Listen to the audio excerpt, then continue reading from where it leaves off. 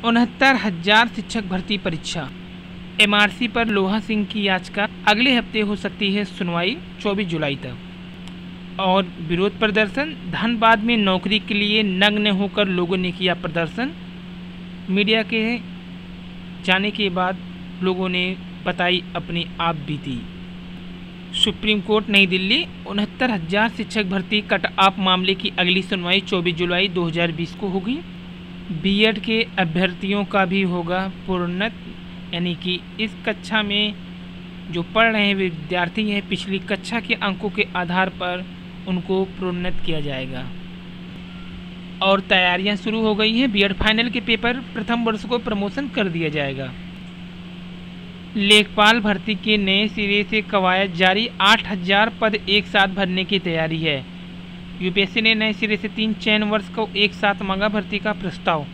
कहा पिछले 3 वर्ष से फाइल इधर उधर चक्कर काटती रही, भर्ती की कार्यवाही मंडलायुक्त 1 सप्ताह में परिषद को भेजना है प्रस्ताव, आयुक्त के आदेश सख्त। प्रबंधक समेत 8 को एसटीएस ने किया वांटेड, 69,000 शिक्षक भर्ती परीक्षा।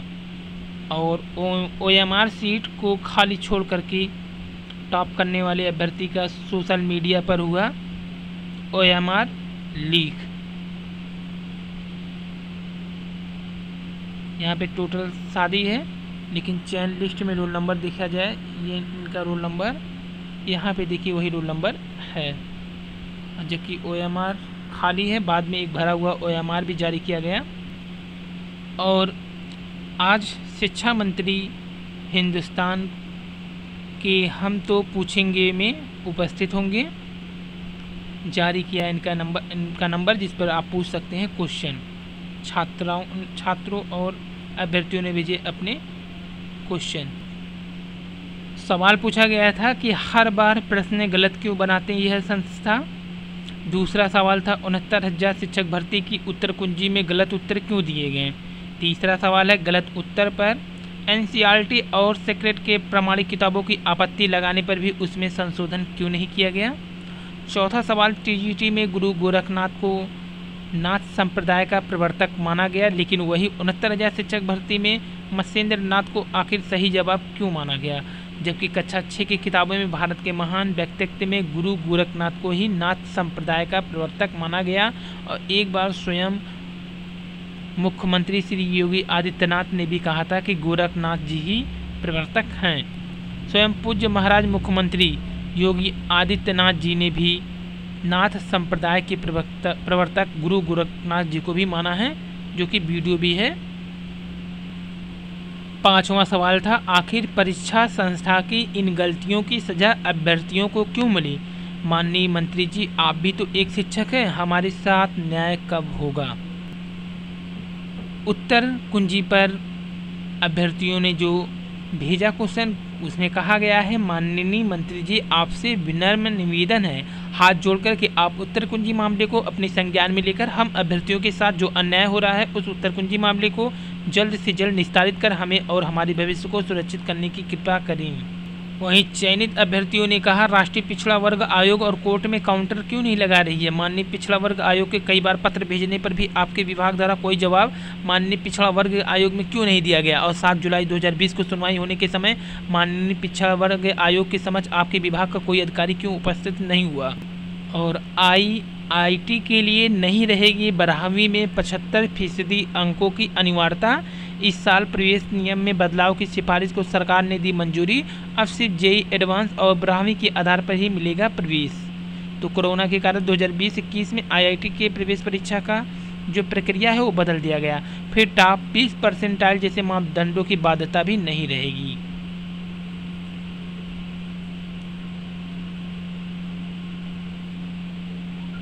तो अब उन्हें जेईई एडवांस की मेरिट के आधार पर सीधे प्रवेश मिलेगा, हालांकि उन्हें 12वीं पास होना जरूरी है।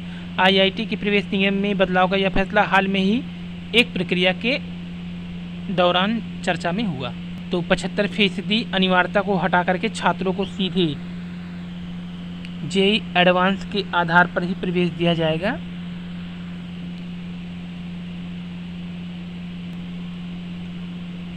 ऑनलाइन परीक्षा के लिए संस्था की तैयारी जोरों पर है। यूजीसी नेट परीक्षा की तैयारी के लिए संस्था ने कराया और भी नए लैब का निर्माण, यानी कि कंप्यूटर लैब की संख्या बढ़ाई जा रही है, क्योंकि कोरोना के कारण ऑनलाइन परीक्षा में अब दिक्कत ना हो, इसके लिए ऑनलाइन परीक्षाओं को कराने के लिए कंप्यूटर लैब तैयारी कराई जा रही है, जिसमें सोशल डिस्टेंसिंग का पूरा ध्यान रखा जा रहा है।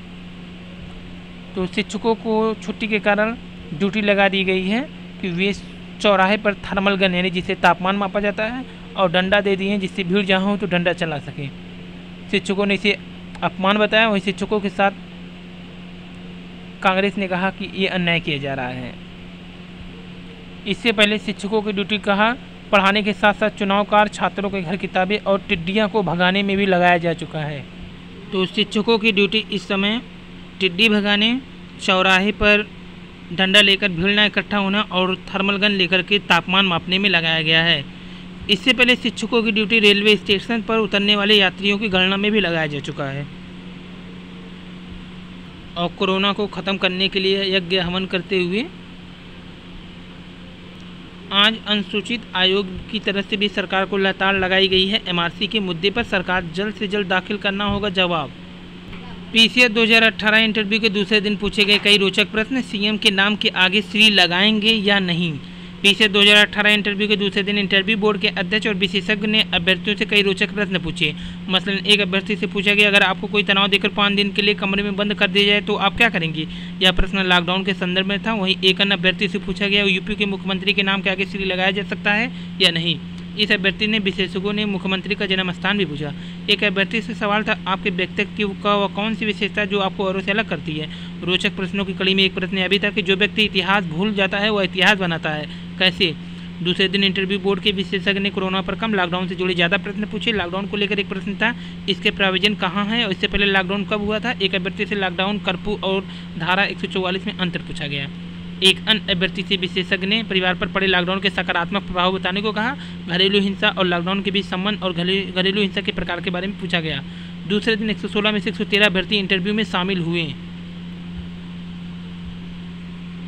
दूसरे दिन भी अकाउंटर पर पूछा गया सवाल। दूसरे दिन अकाउंटर से संबंधित सवाल था, क्या सिस्टम में कमियां हैं जो अकाउंटर हो रहे हैं। एक अभ्यर्थी से 5 कमियां पूछी गई सरकार की।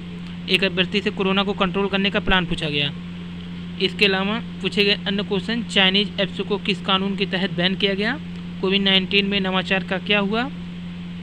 संविधान की आत्मा क्या है। गवर्नेंस और गवर्नमेंट में क्या अंतर है। लिंगानुपात क्या है। ग्लोबल वार्मिंग पर आप पर क्या प्रभाव पड़ा। आत्मनिर्भर भारत कैसे होगा। चयन नहीं हुआ तो भविष्य में क्या करेंगे। आर्टिफिशियल इंटेलिजेंस क्या है, भारत इसके क्षेत्र में बढ़िया प्रयोग कर सकता है। शिक्षा में सुधार हेतु उपाय बताइए। ग्रीन टेक्नोलॉजी क्या है, ग्रीन और ऑर्गेनिक टेक्नोलॉजी में अंतर बताइए। सरकार ने एजुकेशन को महत्व दिया, उसी का नतीजा है ये रिजल्ट। और विश्वविद्यालय में अंतिम वर्ष की ही परीक्षा होगी, बाकी को प्रमोशन किया जाएगा। इग्नू की परीक्षा सितंबर में।